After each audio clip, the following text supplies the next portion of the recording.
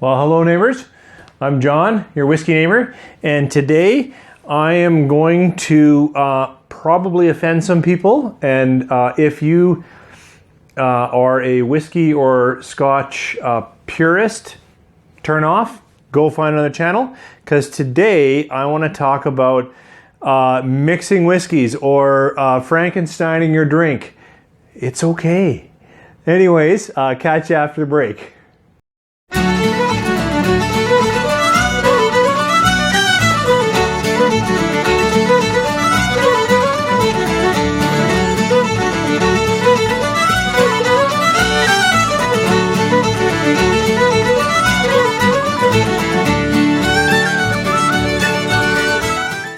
Okay, as I said in the introduction, I think it's okay for you to try mixing a whiskey. That it is, I guess it's like making a cocktail, but it's not really a cocktail. But it is taking a couple, or I've only ever done two. I suppose you could do more.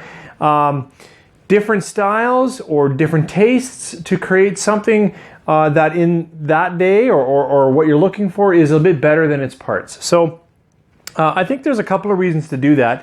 One is if you find that a whiskey has good notes of something, maybe a great nose or a great bite, but it's missing another component, and that's what I want to do first.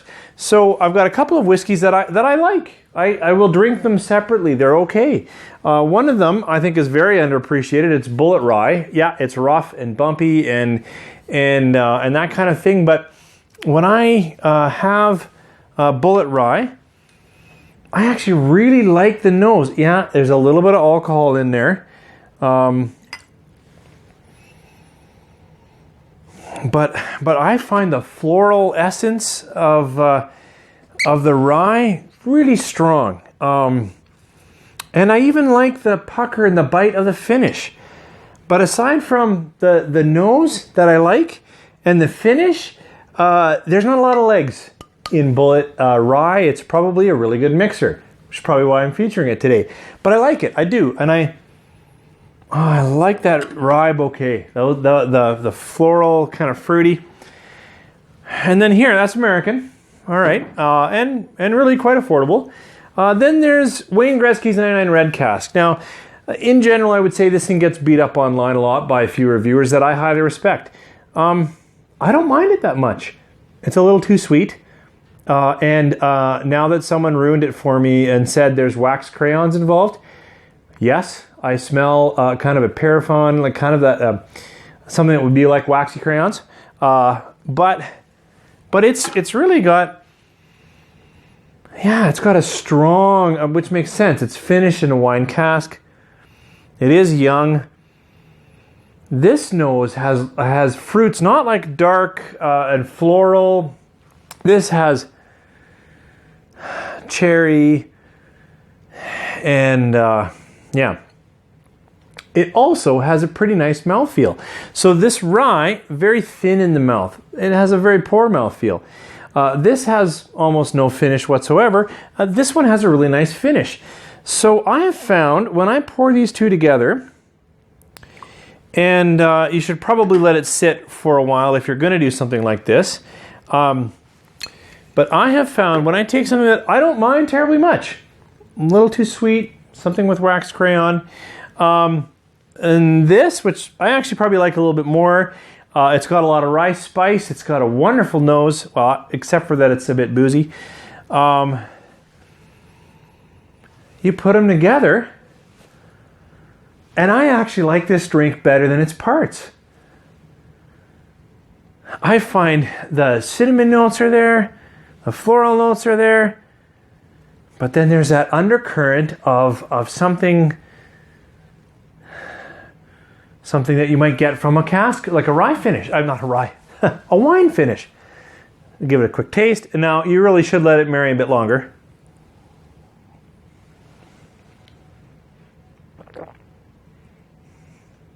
Yeah. And that whiskey, to me, it delights in its flavor. It finishes with that pucker and that drying edges of my tongue perk up. Oh yeah, rye's coming through. But it's now got more play in the mouth. It's not just thin. Some of the oil finish, the buttery that's in this one is there. I can't catch that wax crayon at all. It's a winner. So that was an example of taking two whiskeys that you probably like anyways, and you can drink them neat or on rocks or however you like it independently. But when you combine them, they don't work against each other. It's not like you're trying to pour a sweet whiskey and now you've got something bitter, or you're trying to pour and they complement. So anyways, that's the first Frankenstein combination. That's when you have two that you kind of like, but probably aren't amazing, and they work well together. And that I'd say give it a try. See what you've got in your cabinet. Now the next two is a different example of why you might combine your whiskeys. So I have here a couple of scotches, right? One is Tomatin, 12-year-old. This is a bourbon and sherry. I don't know if it's aged in bourbon then finished in sherry. I mean, likely, or if it's part sherry, part bourbon mixed together. And then Bowmore 12, and I reviewed a Bowmore 12 recently. And I like Bowmore 12. I do find it a little more ashy than another, medium peat Islay like Highland Park, where I think there's a little more vegetable peat in that. But I like this one. But this is where you may mix for this reason. I like Bowmore 12, and I will gladly drink it just as it is. I don't know, and if you are watching this and have had Tomatin 12, I would love for you to tell me what it is that I smell in Tomatin 12 that I just don't like.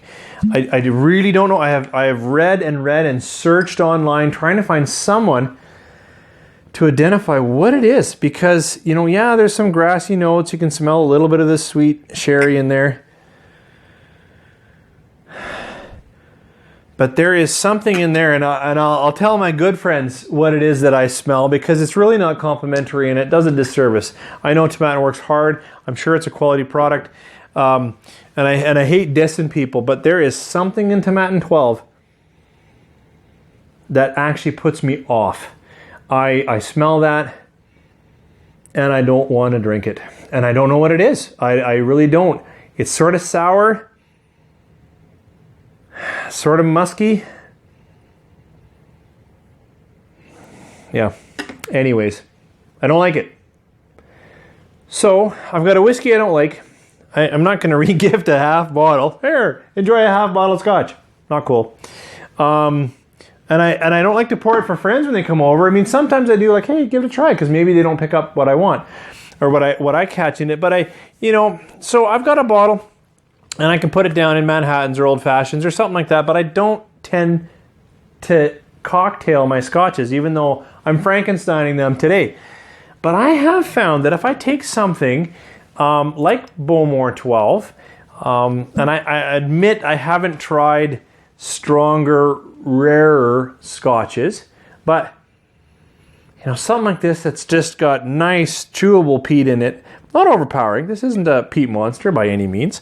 And I don't have to put much in it. I even put less Bowmore, probably because I really want to enjoy it neat, than I do when I put in a little bit of Tomatin. But now, I can't catch whatever's put me off. Well, I can a little bit. No, but not a lot. Yeah, not a lot. And now, some of the flavors in Tomatin 12, I actually don't mind. I've often found that it's the nose that catches me the wrong way and not the flavors. And now, I've got Bowmore, which I don't find terribly complex in its flavor profile. And now it's like, the peatiness comes back on me, and certainly after a few sips of this, the characteristic, the aroma, goes towards a little bit of the campfire peat, a little bit of the smokier peat, which I love. And then on the flavor profile, I can get a little bit of sweetness from the sherry and the tomato. And I can get a little bit of the honey, a little bit of some of the sugars that the tomato has that aren't bad. So here I've shown you two things. And honestly, if you can just afford great whiskey, always buy that. Always buy the bottle that you want. Always buy a bottle you've tried with a friend. Always, go out and buy a bottle after you've tried a shot in a bar. That's always your best. Get what you want to have. But there are reasons that you may have a couple of bottles in your collection, and the combination may be better than at least one of their parts. So this was a case where I have a problem with one particular Scotch, not the other, but together I actually like them. Do I like it more than Bowmore alone? That's a tough call. Do I like it more than Tomatin 12 alone? Yes. So that's an interesting mix. The first mix that I talked about was a rye and a smoother, buttery whiskey. So the rye was actually an American. It was Bullet rye, and then I used a little bit of Red Cask 99. And I like that just for something different. Of course, I would drink either of these independently. Probably I like the rye just because of my flavor. I just like rye a little more than the 99. The 99 isn't as good as I wanted it to be, but it's still not bad. But together, it is a drink that actually I quite like. So again, I hope no one's left watching who is really offended by mixing whiskeys, because this is just saying it's your whiskey. You've bought it. It's your house. There is no Scotch police that's going to come and find you and say that's not allowed. So, if you're not enjoying something, but you're like, oh, this is really good, but it's missing a nose. And then you look at your shelf and you've got a whiskey that's got a great nose. You could try a splash. Let it sit longer than I have in this video. Give it a try. Or, if you want to combine a couple of characteristics of good, the worst that can happen is you've got half a drink or whatever that you don't really like. Not until another rainy day when you're looking at your collection, feeling a little bit bored by it, and then you want to give it a try or something new. So I, John the Whiskey Neighbor, would give you permission to try out combining a couple of whiskeys. You may not want to let your friends know if they're the kind of people that are going to be put off by that. Please give me comments. I'd love for you guys to tell me if you've done something like this. What's your favorite combinations? What do you like to try? Thanks. Give me a like, give me a comment, give me a subscribe, do all that stuff, only because it encourages the community and it lets me know that maybe I'm doing something right, or if I'm doing something wrong, then maybe I can fix it. So thanks again. Drink responsibly. I'm John, your neighbor with whiskey. Take care.